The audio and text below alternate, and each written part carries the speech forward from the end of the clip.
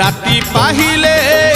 पाहिले राति पाहिले जागर शिव मंदिर लागिब भीड़ हइलो शिव मंदिर लागिब भीड़